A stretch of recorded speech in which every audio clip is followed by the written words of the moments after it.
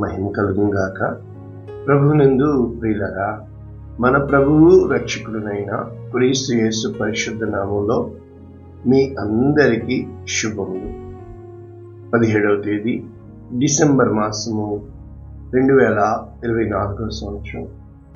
ఈరోజు దేవుడు నిన్ను ప్రేమించి నీకిస్తున్న అద్భుతమైన వాగ్దానము, ప్రఖ్యాతియే నీ గుమ్మములని నీవు చెప్పుకుందు. ప్రఖ్యాతియే నీ గుమ్మములని నీవు చెప్పుకుందు. యెషయా గ్రంథము 60వ అధ్యాయము 18వ వచనం. పూర్తి వచనము, ఇకను నీ దేశమున బలాత్కారము అను మాట వినబడదు, నీ సరిహద్దులలో పాడు అను మాట గాని నాశనము అను మాట గాని వినబడదు. రక్షణయే నీకు ప్రాకారములని, ప్రఖ్యాతియే నీకు గుమ్మములని నీవు చెప్పుకుందువు. ఇది వాగ్దానం. అంటే మన జీవితాల్లో మనం మంచిగానే వెళ్ళాలనుకుంటాం, కానీ నిజంగా కీడు జరుగుతుంది కదా. పోలే ప్రశాంతంగా ఉన్నాం అనుకుంటాం, కయానికి కాలు దువ్వే వాళ్ళు ఎందుకు దువ్వుతారో తెలియదు కదా.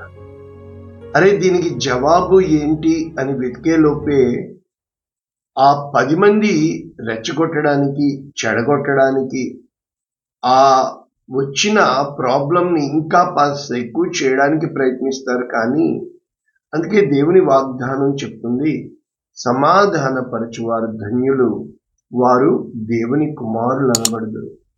కానీ ఆ విధంగా సమాధానపరచడము నా ఇంత వయసులో అనుభవంలో నేను చూడలా. ఇటు చెప్పేవాళ్ళు ఇటు చెప్తారు, అటు చెప్పేవాళ్ళు అటు చెప్తారు. ఇక్కడ మనకు ఇవ్వబడిన ఈ వాగ్దానము ఈ క్రిస్మస్ దినములలో ఏంటంటే, అందుకనే నేను మీకు ఇంగ్లీష్ వర్షను, అదేవిధంగా గ్రీక్ వర్షను, హెబ్రూ, రూట్ ఇవన్నీ వెళుతున్నాం మనం. ఎందుకంటే దేవుడు ఏమి చెప్పడానికి ప్రయత్నిస్తున్నాడు. ఇక్కడ నీ దేశమున బలాత్కారము అను మాట వినబడదు. పదే పదే నేను చెప్తున్నాను. ప్రతి విషయంలో కూడా మనకి మనుషులు చేసిన దాన్ని బట్టి, వాళ్ళు మనకి చేసిన మోసాన్ని బట్టి, మనల్ని ఈ విధంగా చిన్న చూపు చూసిన దాన్ని బట్టి, తిరస్కారాలను బట్టి, what the people have done to us, దీన్ని బట్టి మనము చాలా విషయాల్లో కృంగిపోతూ ఉంటాం. కానీ వీటన్నిటికీ రూట్ కాజ్ ఏంటంటే, మనము దేవునితో ఉండవలసిన సంబంధము. దీని కొరకే మన మీదకి ఇవన్నీ కూడా పంపిస్తూ ఉంటాడు దేవుడు. కనుక ఇప్పుడు ఆ దేవుడే ఆ వాగ్దానం చేస్తున్నాడు, ఇకను నీ దేశమున బలాత్కారము అను మాట కానీ, బలాత్కారం అంటే దౌర్జన్యం అని మీకు అర్థమవుతుంది. బలవంతం చేయడము, లేకపోతే నీ మీద బలవంతంగా రుద్దడము, నిన్ను డిస్టర్బ్ చేయడము. అంటే కుదురుగా పోతున్న ప్రాణాన్ని చూసారా. అర్థం ఏంటంటే, చాలాసార్లు ఈ శ్రమలు అనేవి, ఈ కష్టాలు అనేవి, నువ్వెందుకు నోరెప్పలేవు ఇలాగనే వాళ్ళే తప్ప, అంటే నీలో ఉన్న నిన్ను రెచ్చగొట్టడానికి ప్రయత్నిస్తారు. కానీ నీలో ఉన్న నీ సమాధానాన్ని తేవడానికి ప్రయత్నించేవారిని నేను చూడలేకపోయాను. కనుక మన జీవితాల్లో ఎలా ఉంటాయంటే, కరెక్టే. ఇప్పుడు న్యూస్ వస్తుంది, ఒక అమ్మాయిని ఎవరో చేశారు, ఏదో చేశారు. అయితే తండ్రి వెళ్ళి ఆ అమ్మాయిని, అతన్ని చంపేశాడు. కరెక్టే. నేను చచ్చిపోవడానికన్నా అన్ని న్యూస్ ఛానల్స్ ఇదే, తనే బయట పెట్టుకున్నాడు, నేను ఇలా చేశాను, వేరే దేశం నుంచి వచ్చి చేశాను, నాకు ఎవరూ సహాయం చేయలేదు. తండ్రి తీర్చిన తీర్పు కరెక్టే. ఈ రోజు నువ్వు తీర్చావు తీర్పు, నువ్వు జైల్లోకి వెళ్ళిపోతావు. ఇప్పుడు వేరే ఎవడో ముట్టుకుంటాడు, 10 మంది వస్తారు.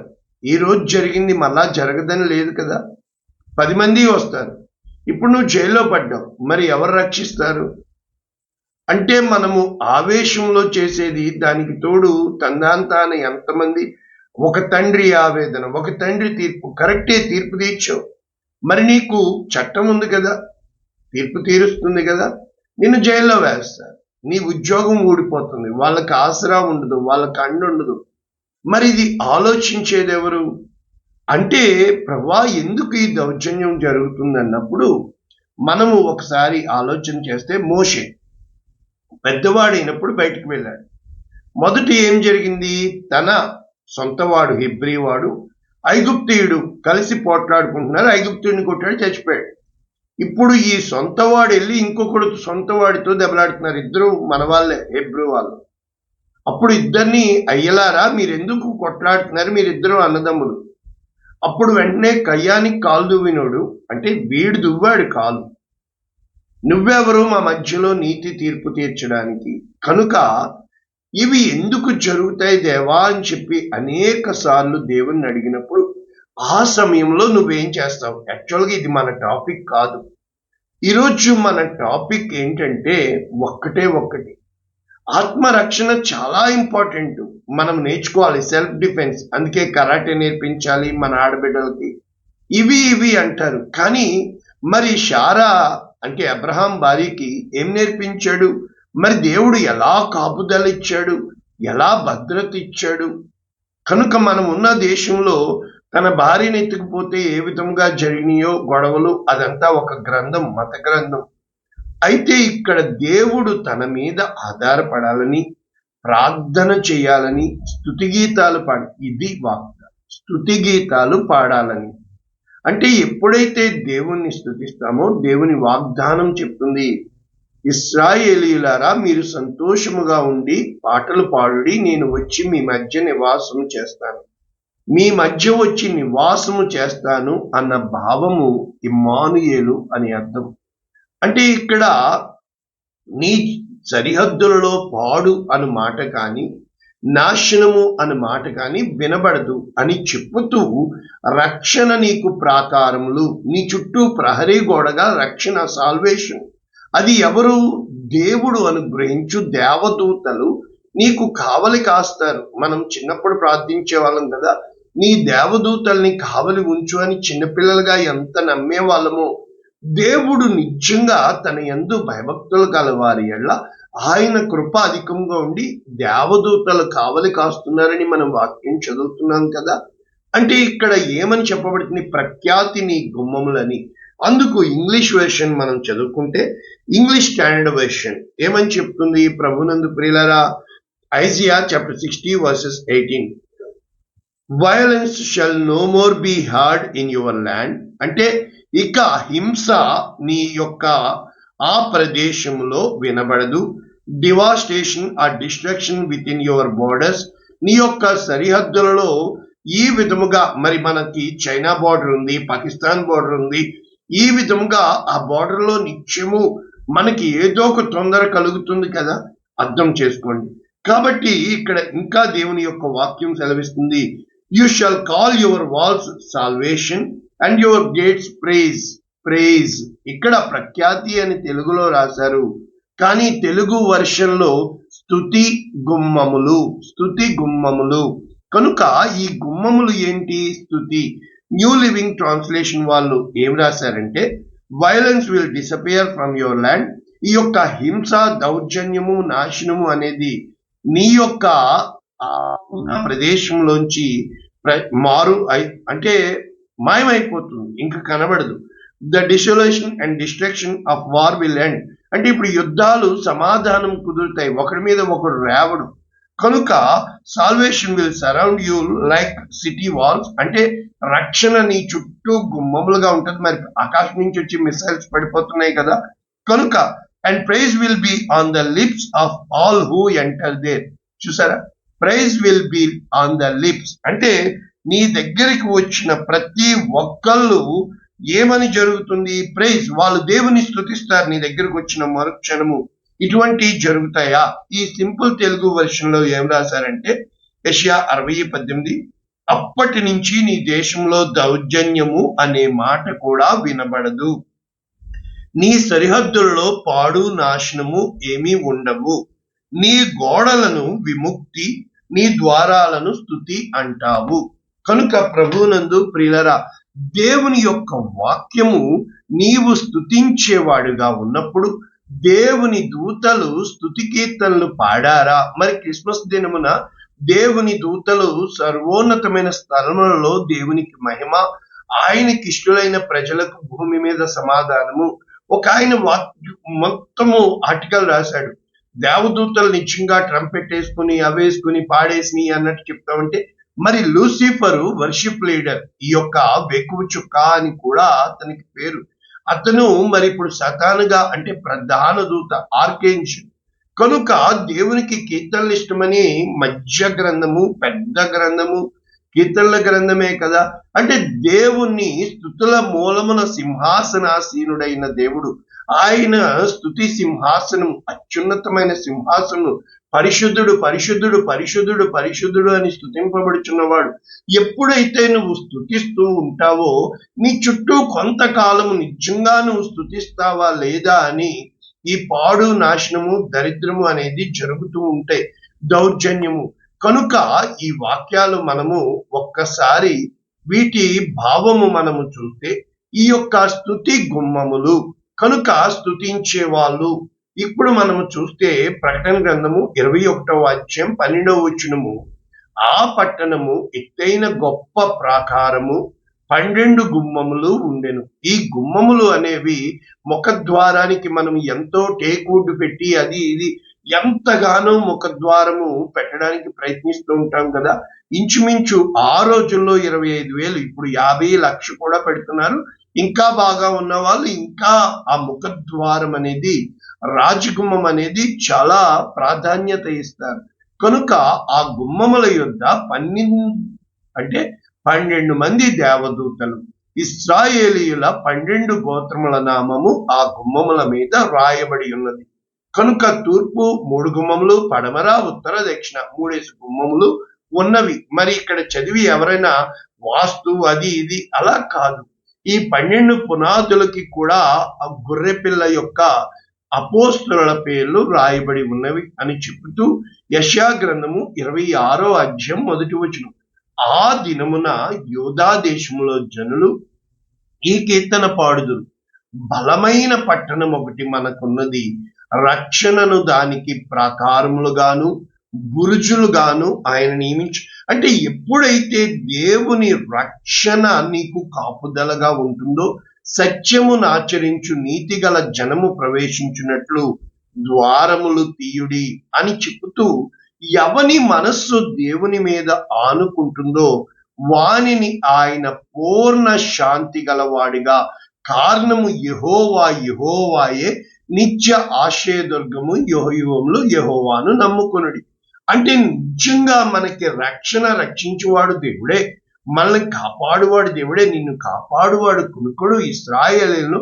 అంటే దేవుడు తన వాగ్దానాల మీద మనస్సు పెట్టుకున్న వాని కోసం దేవుడు ఎదురు చూస్తూ ఉంటాడు. ఒక సమస్య వచ్చిందంటే వెంటనే ఆ సమస్యలో వెళ్ళిపోవడం కాదు. ఇప్పుడు ఏదన్నా ఉన్నప్పుడు, ఇప్పుడు నీ బ్లడ్ టెస్ట్ ఎలా చేస్తారు? మైక్రోస్కోప్ లో చూస్తారు. కారణం ఏంటి?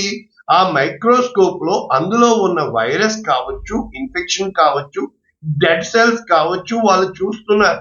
అంటే ఒకటి ప్రాబ్లం ని నువ్వు విశ్లేషించాలా, ఎక్స్ప్లోర్ అంటారు. నీవు ఎప్పుడైతే విశ్లేషిస్తావో ఆ ప్రాబ్లం దేని మూలంగా కలిగిందో రూట్ తెలుస్తుంది. కానీ సమస్తము చేసేవాడు దేవుడని, ఇప్పుడు దేవునితో నాకు వ్యక్తిగత సంబంధము ఎక్కడ, ఇప్పుడు దేవుడు నాకు ఏం చెప్తున్నాడు అని ఎవరైనా మనం ఆలోచిస్తామా? మరి ఇంతగా వాక్యం చెప్తున్న ప్రతి ఒక్కరికి సమస్యలు వచ్చినప్పుడు దేవుడు సర్వాధికారి, సర్వాంతర్యామి, సర్వశక్తిమంతుడు, సర్వోన్నతుడు, సర్వయుగములో నివసించువాడు, అల్ఫా ఒమేగా అంటున్న మనము, అంటే ఎప్పుడైతే ఒక సమస్య వచ్చినప్పుడు దేవుని స్తుతిస్తాము. ఈ గుమ్మములకి ఎంత ప్రాధాన్యత ఉంది? నిర్గమాకాండము 12వ అధ్యాయం 21వ వచనం, మోషే ఇశ్రాయేలీయుల పెద్దలందరినీ పిలిపించి వారితో ఇట్లనెను, మీరు మీ కుటుంబముల చొప్పున మందలో నుండి పిల్లను తీసుకుని ఏమంటున్నాడు? పశువును వధించు, హిస్సోపు కుంచె తీసుకుని పల్లెములోనున్న రక్తములో దాని ముంచి ద్వారబంధపు పైకమ్మికి 2 నిలువు కమ్ములకు పల్లెములోని రక్తమును తాకింపవలను. అంటే ఇప్పుడు ఆ అడ్డకమ్మి నిలువు కమ్మికి ద్వారము ఏమని చెప్పాలి? గుమ్మములారా ప్రవేశించుడి అని వెళ్దాం. అంటే ఇప్పుడు ఎప్పుడైతే యెహోవా దూత ఐగుప్తీయులను హతము చేయుటకు దేశ సంచారము చేచు వీరికి ఇవ్వబడిన గుర్తు ఏంటి? ద్వారబంధపు పైకమ్మి మీద 2 నిలువు కమ్మిల మీద ఉన్న రక్తమును చూచి ఆ తలుపును నాశనకర్త దాటిపోవును. అంటే ఈ నాశనకర్తకి గుర్తేంటి? ఇది ఇశ్రాయేలుల గుమ్మము, ఐగుప్తీయుల గుమ్మము అని కాదు. ఈ గుమ్మము మీద రక్త నిబంధన ఉన్నది. అంటే దేవుడు నిన్ను కాపుదల కాస్తాడు అంటాం కదా, వెంటనే మనము లాజిక్ వాడతాం. దేవుడు నీకు జ్ఞానాన్ని ఇచ్చాడు, దేవుడు నీకేం చెప్తున్నాడు చూసారా? అంటే దేవుడు జ్ఞానాన్ని ఇచ్చాడు, కరెక్టే. జ్ఞానం అంటే ఏంటి? ఆల్రెడీ నేర్పి దేవుని యందు భయభక్తులు కలిగి ఉండుట జ్ఞానము. కీర్తనలు 118:19. నేను వచ్చినట్లు నీతి గుమ్మములు తీయుడి, నేను వాటిలో ప్రవేశించి యెహోవాకు కృతజ్ఞతాస్తుతులు చెల్లించెదను. ఇది యెహోవా గుమ్మము, నీతిమంతులు దీనిలో ప్రవేశించుదురు అని చెబుతూ భక్తుడు, నీవు నాకు రక్షణ ఆధారుడివై నాకు ఉత్తరమిచ్చి ఉన్నావు, నేను నీకు కృతజ్ఞతాస్తుతులు చెల్లించెదను. అంటే గుమ్మము అనేది మనకు అర్థమవుతుంది. అంటే నీవు లోపలికి వచ్చినప్పుడు దీవించబడదువు, వెలుపలికి వచ్చినప్పుడు ద్వేరము. అంటే నీవు అడుగు పెట్టే బయటికి, అడుగు పెట్టే లోపలికి. ఇది యెహోవా గమిని, ఆశీర్వదించబడిన వాడా లోపలికి రమ్ము. అంటే ఇప్పుడు మనము ఆలోచన చేస్తే ప్రభునందు ప్రియులారా, ఇక్కడ గుమ్మం కోసం నేను ఎక్కువ చెప్పాల్సిన ఇది లేదు, మీకు అర్థమవుతుంది. ఒక ఇంటికి గుమ్మములు ఎన్ని పడితే అన్ని పెట్టము, కానీ కిటికీలు ఎన్నన్నా పెట్టుకోవచ్చు. అందుకనే కదా విండోస్ అని కనిపెట్టి ఆ బిల్ గేట్స్ ఎంత కోటీశ్వరుడయ్యాడో. ఈ రోజున ఆర్టిఫిషియల్ ఇంటెలిజెన్స్ కనిపెట్టి ఎలాన్ మస్క్ ఎంత ఉన్నతమైన స్థితికి వెళ్ళాడో. కానీ ఇంకా మన జీవితాలు చూచినప్పుడు ఎందుకు దేవుడు సమస్య మీద సమస్య పడుతుంది?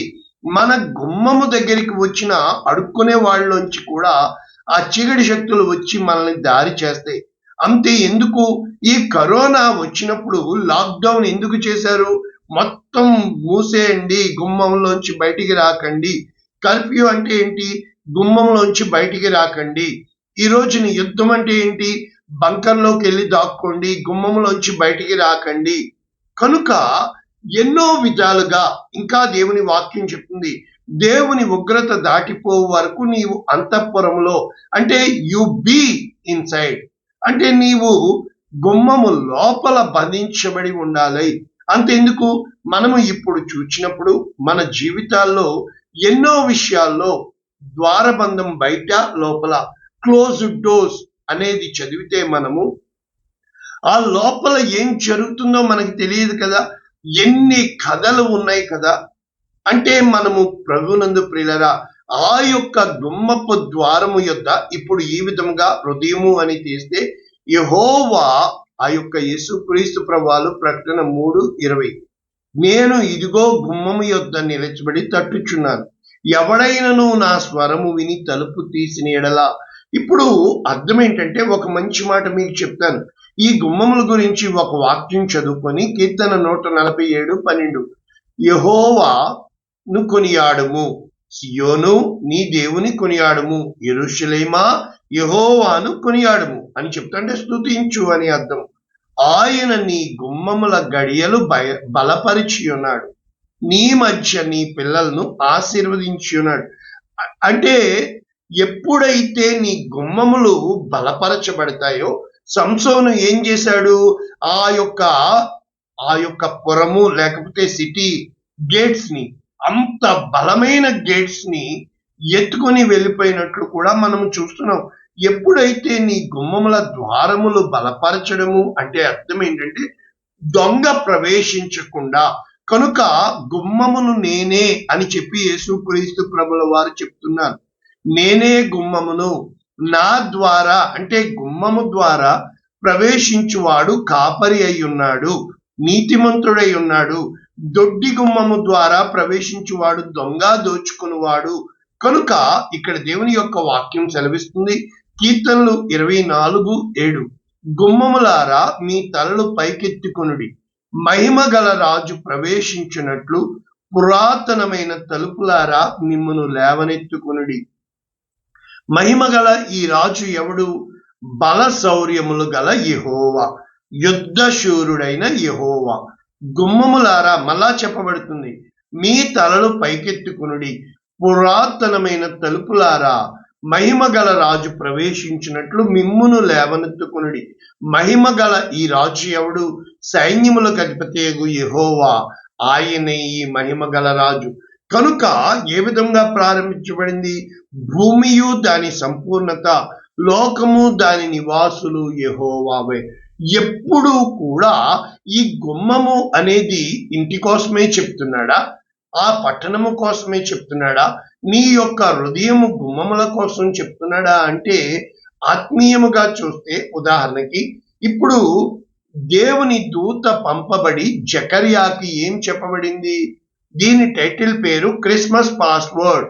జకర్యాకి చెప్పబడుతుంది, ఈ క్రిస్మస్ సీజన్ లో ఉన్నాం కనుక మనము గుమ్మములు అని చూస్తే, మరి ఆ యొక్క తల్లి గర్భము గుమ్మమే కదా, అది తెరవబడినప్పుడే కదా బిడ్డ 9 మాసములు పూర్తయ్యాక బయటకు వస్తాడు.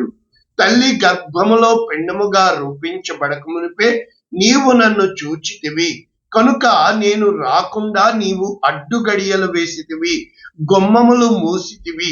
మరి నోవాహును పెట్టి దేవుడు గుమ్మములు మూసి ఉన్నాడు కదా, ద్వారములు మూసి ఉన్నాడు కదా. మరి మన జీవితంలో ఎన్నో ఆ ద్వారాలన్నీ మూస్తూ ఉంటాడు కదా. ఇప్పుడు ఆలోచన చేస్తే ఈ క్రిస్మస్ మాసంలో ఉన్న మనము ఇద్దరు తల్లిదండ్రులను చూడగలుగుతున్నాం. ఒకటి జకర్యా ఎలిజబెత్, రెండవది యోసేపు మరియా. ఇద్దరు బిడ్డల్ని చూడగలుగుతున్నాం. ఒకటి బాప్తిస్మం ఇచ్చి యోహాను 6 నెలలు పెద్దవాడు, యేసు క్రీస్తు ప్రభుల వారు. ఈ క్రిస్మస్ మాసములో ఆ బహువృద్ధాప్యంలో ఉన్న వారికి బిడ్డలు పుట్టలేదు. వారి అంటే సారా ఆ యొక్క ఎలిజబెత్కి ఆ స్త్రీ ధర్మం కూడా నిలిచిపోయింది, గర్భం ఇంకా పుట్టదు. అటువంటి ఎండిపోయిన ఎముకలకి గర్భము ద్వారము తెరుస్తున్నాడు. మీకు అర్థమైంది, గర్భము ద్వారము తెరుస్తున్నాడు. ఈ కన్యకైన మరియకి నాకు ఎలాగూ తెలియను, కన్యకకి గర్భము ద్వారం తెరుస్తున్నాడు అంటే పురుషుని ఎరుగనికి ఈమెకి గర్భ ద్వారము తెరుస్తున్నాడు. స్త్రీ ధర్మము ముగిసిపోయిన ఆమెకి, నిలిచిపోయిన ఆమెకి గర్భము ద్వారము తెరుస్తున్నాడు. ఇప్పుడు ఎప్పుడైతే జకర్యా నమ్మలేదో, నీవు ఈ కార్యము నెరవేరు వరకు అతనికి యోహాను అని పేరు పెట్టుదువు, నీవు మాటలాడక మోగవాడివై ఉందువు. ఇక్కడ ద్వారం మూస్తున్నాడు, అతని నోటి ద్వారము, అతని మాట మోగబోయింది. అంటే ఈ విధముగా మనం చూస్తే ఎన్నో ద్వారాలు మూయబడతాయి కదా. ఆ సమయం వచ్చింది, బిడ్డ పుట్టాడు. పేరు పెట్టేయడానికి అక్కడ బంధువులు ప్రయత్నం చేస్తుంటే ఒక ట్యాబ్ తెమ్మన్నాడు. ట్యాబ్, ల్యాప్టాప్ ఓపెన్ చేశాడు. ఇప్పుడు ఏం చేస్తున్నాడు? క్యాపిటల్ లెటర్స్ JOHN రాశాడు, అంతే. Then the password, the laptop got opened, tab got opened. అంటే ఒక ఆయన రాశాడు ఈ ఆర్టికల్, చాలా బాగా నచ్చింది నాకు. అంటే John is the capital letters రాసి పాస్వర్డ్ రాసినప్పుడు ఆ యొక్క ద్వారాలు తెరవబడి మాట్లాడడం ప్రారంభించాడు, దేవుని స్తుతించడం ప్రారంభించాడు, ప్రవచనాలు చెప్పడం ప్రారంభించాడు యాజకుడైన జకర్యా. ఈ విధముగా మనకి ఎన్నో మూయబడిన ద్వారాలు తెరవబడాలంటే, జాన్ అంటే అర్థం ఏంటంటే, ఇంటింటికి వెళ్ళి క్రిస్మస్ పాట పాడుతున్నాం కదా మనము జాన్లుగా మారితే, అంటే యోహానుగా మారితే, నా వెనక వచ్చువాడు సర్వశక్తిమంతుడు, యేసు ప్రభు వారు ప్రవేశించినట్లు ముందుగా ఆయన గుమ్మము ద్వారము తట్టుచున్నాడు కనుక. చూసారా? అంటే దేవుని ఘనపరచు వారిగా మనము ఆలోచన చేసినప్పుడు జీవితము అడుగడుగునా కూడా ఇక్కడ మనకి ఇవ్వబడిన ఈ వాక్యము, వాగ్దానము, నీ గుమ్మములో ఇక పాడు కానీ, నాశనము కానీ, దౌర్జన్యము కానీ వినబడదు. మన కళ్ళ ముందు జరిగింది. అక్టోబర్ 7 ఆ యొక్క 2023 వాళ్ళు మామూలుగా పండగ చేసుకుంటున్నారు. ముసలి వాళ్ళు ఎవరి కాళ్ళు ఇళ్లలో ఉన్నారు. సడన్ గా శత్రువు వచ్చి తరిమాడే. మరి ఈరోజు దేశాలు ఒక్క రోజులో సిరియా మొత్తం దేశం రాజు లేకుండా అడ్డదిడ్డంగా అయిపోయింది. ఎవరి కాళ్ళు భయపడి పారిపోతున్నారే. ఈ రోజున ఒక విషయంలో నువ్వు నేను నీతిమంతుడిని కాదు. నీతిమంతులు ప్రవేశించినట్లు ద్వారము తెరిచేవాడు దేవుడే. ఎందుకు కష్టాలు పంపుతాడు తెలుసా? How you are responding or reacting. నీవు బాధ్యత కలిగి అమ్మో ఇది చేయడం వల్ల నేను ఇంకా దేనిలో పడిపోతానో, అయితే ఈ మాట అనడం వలన ఏం నాశనం తెచ్చుకుంటానో, కానీ మనం రెస్పాండ్ అవ్వమండి, రియాక్షన్ అవుతాం. ఇలా మెత్తగా చెప్పితే ఆయన ఇలాగే చెప్తాడు. ఆలోచించండి. నీ మనసు అనేది ఎప్పుడు నిన్ను నాశనం చేస్తుంది. అది సెల్ఫ్, నీ ఇజం. ఎప్పుడైతే నీవు నీ కోణంలో ఆలోచిస్తున్నావు, ఆయన పైనున్నవాడు, మనం కిందున్న వాళ్ళం. ఈ భూలోక సంబంధమైనవి చాలా ఎంతగా అంటే కయ్యానికి కాలు దువ్వుతూ ఉండే ఈ లోకంలో నువ్వు ఇరికించబడతావు. ఎంతగా చిక్కుముడులు పడిపోతాయంటే అయా ఏం చెప్పడానికి ఒక్కటే. గుమ్మము అంటే ఒక్కసారి నీ శరీరంలో ఆలోచన చేస్తే నీ కళ్ళకి మూతలు పెట్టాడు, డోర్స్ పెట్టాడు. నీ నోటికి డోర్స్ పెట్టాడు, కానీ నీ చెవికి డోర్ పెట్టలేదే. నీ ముక్కుకి డోర్ పెట్టలేదే. ఓన్లీ ఫేస్ మాట్లాడుతుంటే, ఏది పడితే అది చూడొద్దు అని కళ్ళు చెప్తుంటే, ఏది పడితే అది మాట్లాడొద్దు అని నోరు చెప్తుంటే, చెవులు అన్నీ వింటాయి, కానీ ఈ హృదయం మూసుకుపోతుంది. ఎప్పుడైతే ఆలోచన చేస్తే ఎక్కడ రూట్? సమస్తము ఇచ్చువాడు దేవుడు కదా.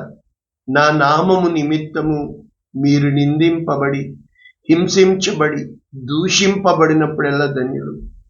ఈ క్రిస్మస్ మాసంలో యేసు ప్రభు నిజంగా మన కుటుంబంలో, మన హృదయంలో, కుటుంబము అనేది తర్వాత సంగతి ఆలోచిస్తే మొట్టమొదటి నువ్వు బ్రతికుంటేనే కదా. ఆయన కోసం సాక్షిగా నిలబడాలి అంటే ఎన్నో వచ్చి మీద పడతాయి. నువ్వు ఎంచుకున్న మార్గంలో దేవుని మీద నేను ఆనుకుని ఆయన కృప కొరకు కనిపెట్టాను అన్న మరుక్షణము నీకు ఇచ్చే ఒకే ఒక టైటిల్ ఏంటో తెలుసా? చేతకాని వాడు. ఏదో పెద్ద మంచోళ్లాగా బిల్డప్. ఈ మాటలన్నీ కూడా అనిపించేవి శత్రువే. అయితే నేను చెప్తున్నా, నా అనుభవంలో కనీసం దేవుడు కల్పించుకోడు. కనీసం దేవుడు నువ్వు అనుకున్నట్లుగా ఏది చేయడు. అక్కడ ఆవేశంలో చెప్తారు దేవుడే చూసుకుంటాడని. నేను ఎన్నో చెప్పాను, దేవుని హృదయం నాకు బాగా తెలుసు. దేవుడు చేయడు. ఎందుకో తెలుసా? ఆయన నశించిపోతున్న ఆ గొడవ పెట్టుకుంటున్న వాడిలో ఏం చెప్పాను అంటే ఒక్కటే, ఎవడైతే నాశనానికి కాలు దువ్వుతున్నాడో అన్యాయము చేయవాడిని అన్యాయము చేయనేయండి. ఈ రోజున నీ గుమ్మములో స్తుతి కీర్తనలు, వచ్చిన వారు స్తుతి కీర్తనలు పెట్టాలి అంటే యేసుక్రీస్తు ప్రభువుల వారు ఈ లోకరీతిగా చనిపోవడానికి, ప్రాణం పెట్టడానికి రాలా, మరణాన్ని జయించడానికి వచ్చాడు. మనకేం అర్థమవుతుంది అంటే ఆయన చనిపోవడానికి, నోరు మెదపకుండా అన్యాయం అయిపోవడానికి కాదు, మరణాన్ని గెలవడానికి వచ్చాడు. మరణ ద్వారాలు తెరిచాడు. ఆ యొక్క పాతాళలోక ద్వారాలు తెరిచాడు. శత్రువుని జయించాడు. పునరుద్ధాన శక్తితో ఉన్నాడు. నీకు అన్యాయము జరిగినప్పుడు నీలో ఉన్న పునరుద్ధాన ఆత్మ, జీవాత్మ, నీ ద్వారా దేవుని పరమాత్మ పరలోక రాజ్యములో పండగలు జరుగుతాయి. ఇది దేవుని నియమము. కానీ ఆ విధముగా మనం ఉండలేము. కనుక ఈ క్రిస్మస్ మాసంలో ఏ గుమ్మాలు ఇన్ని చెప్పిన నేను, నీవు మరణ పాతాల ద్వారా బంధించబడాలి, దుష్టుడు బంధించబడాలి, ఆ చీకటి శక్తులు బంధించబడాలి అంటే కన్నీరు, ఉపవాసము, ప్రార్థన, సహవాసం తప్ప వేరే దిక్కు లేదు. ప్రార్థన చేయడం.